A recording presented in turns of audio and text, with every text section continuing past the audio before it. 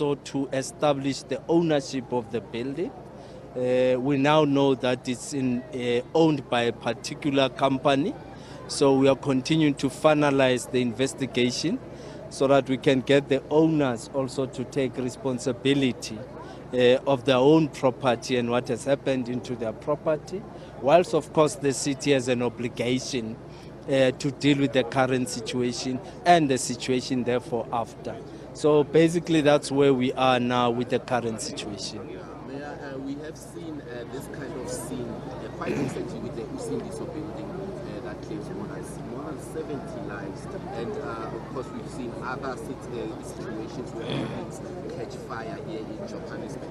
Is there a bigger crisis to look at in terms of this?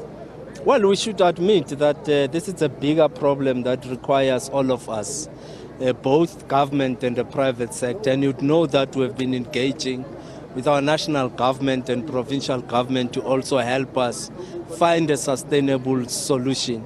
And one of the biggest problems that we're experiencing is those buildings that are constantly being hijacked by criminal syndicates, which requires us to also get law enforcement. And there are investigations that are ongoing, but I must say we need a drastic solution to this matter, which will be sustainable.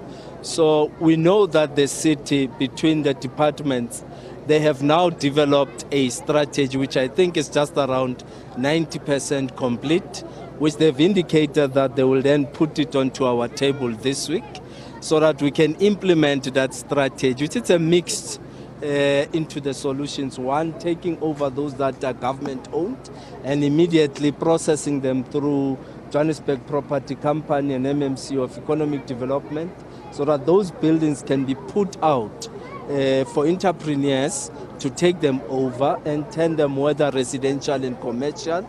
That is the first thing. But what we have also realized that majority of young black entrepreneurs do not necessarily have the financial muscle to be able to implement these programs much quicker.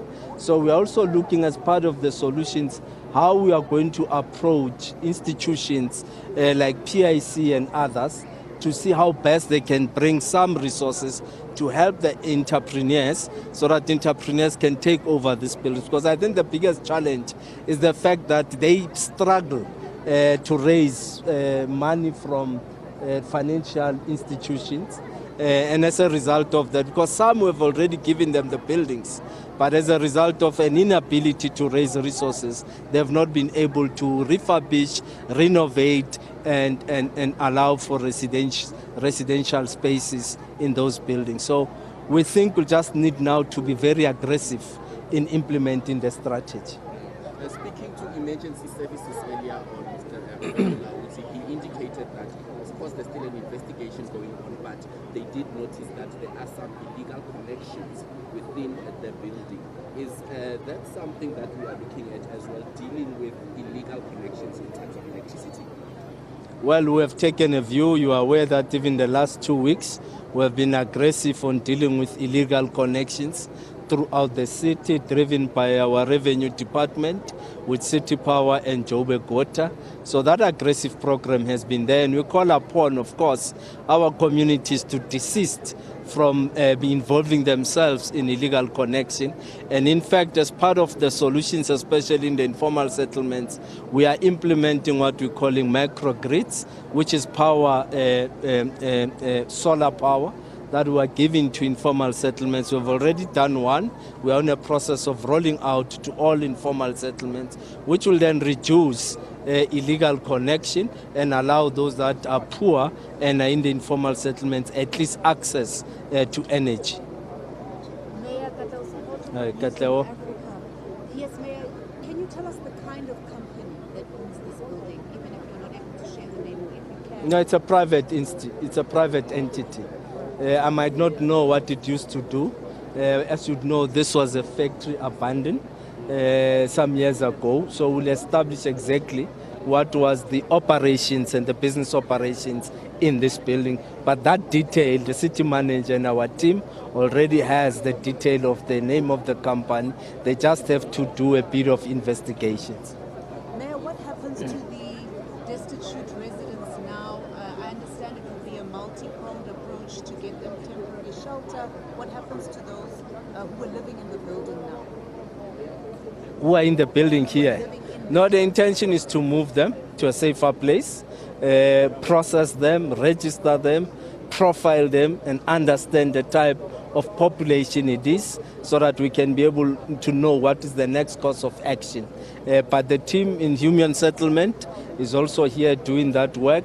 The team from EMS is here. So we've got the teams set up by the city manager that will help us to navigate immediate requirements. But on a long term, as I said, we have to find a very drastic and radical solution to this problem. Tabiso Koba from Eyewitness News.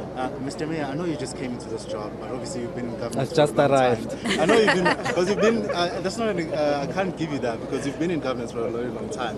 This is not a new issue. It's something that has been happening for a lot of time in Johannesburg. What is taking so long in terms of dealing with this issue decisively? And there's a building behind you. It looks like the same kind of building that was also there. What is taking so long? What is blocking the city from No, Tabiso, you shouldn't think that this is just a simple solution. It's very complicated. You have a lot of syndicates that are involved. You need law enforcement agencies to help you investigate. In fact, the team was telling us now that as they were coming in the early hours of the morning to extinguish the fire, there were a lot of groups coming out with high artillery from this very building, which suggests that the city alone will not have the necessary capacity to deal with this thing. But there's a strategy that the team has worked on in the last 2 months, which they're presenting to us in the next 2 weeks. On the basis of what they've done, because the strategy would have involved our guys from development planning, building control, the region here, from JMPD, from housing, from JPC. So it's a multi-disciplinary team that has worked out so that when we pounce and ensure that this thing does never come back. So allow us space, Tabiso, to us to do that. And once we are ready, we'll of course inform members of the media, and you'll begin to see changes. It also is about resources that we must mobilize through national government and other institutions like the PIC and so on and so on, to see how they can support young people. There's a principle already. We're going to take these buildings, some will expropriate immediately and hand over to young entrepreneurs to turn them into residential spaces and commercial spaces. So that decision is there. It's just a matter of the process in which you are going to implement the decision. Just one last question. There are some foreign nationals who used to live here. Those temporary shelters, are they open to everyone, including the foreign nationals? Remember, we are by law, we are required to keep safety of all those that are affected, and then we take them to the right places and we profile them from there. And on the basis of those that are undocumented and foreign, it's a matter that we hand over to the Department of Home Affairs, because it is not our competence, but it also affects us as the city of Johannesburg. Mayor, you said something about heavy artillery when officials arrived. Can you just expand on that? What was that? This was basically confirming that there's a lot of criminal activity that is taking place in this building, because they saw a lot of different groups going out with bags with artillery, serious guns from the building, which confirms what the councillors have been saying, that in fact this building in itself, it's a criminal center where a lot of criminality takes place, including rape, robberies of people, and they then run into the building. So it's something that law enforcement agencies have to come in and help us. In fact, we may want to speak to South African Police Service together with JNP to really bring a very strong raid into all these buildings in the inner city, so that we can deal with the levels of crime and the criminality inside these buildings.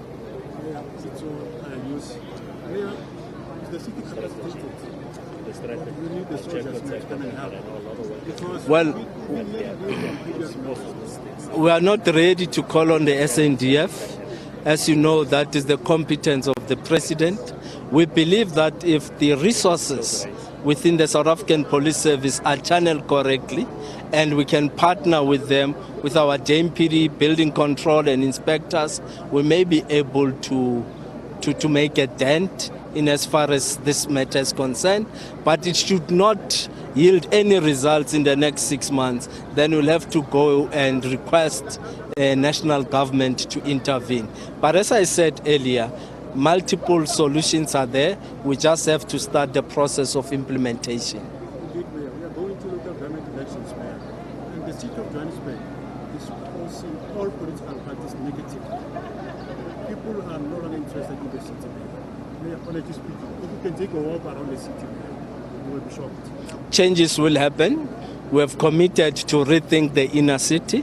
We have committed to engage on how we can change the inner city and how it looks. So the strategy, as I said, in the next 2 weeks is be presented to the mayoral committee, and on the basis of that we'll know, because we require partnerships. There's no way alone as the city can resolve this problem. It's huge. It requires private sector partnerships, because we need them to come in and invest. We also need the provincial and national government to help us. But over and above, we need the residents here to conduct themselves differently. Stop littering, look after their own spaces so that they keep them clean. So that's one thing that we want to see in the inner city. But immediately we'll be putting JMPD in as far as bylaw enforcement, which we think it will go a long way in starting to help us to address the problems and the symptoms in the inner city. Thank you.